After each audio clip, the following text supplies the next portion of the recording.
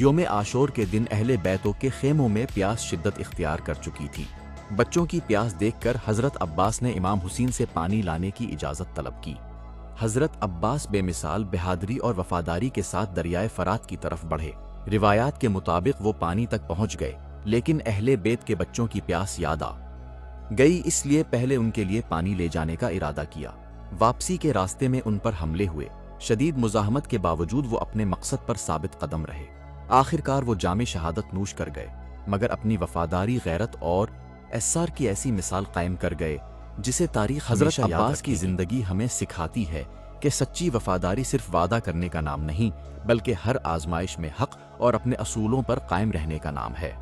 حضرت عباس کی وفا ہمیں یاد دلاتی ہے کہ اخلاص، اصرار اور حق کے لیے ثابت قدمی ہی انسان کی اصل عظمت ہے۔ سلام ہو حضرت عباس، امام حسین اور تمام شہدائے کربلا پر، جنہوں نے وفاداری اور قربانی کی لازوال مثال قائم کی۔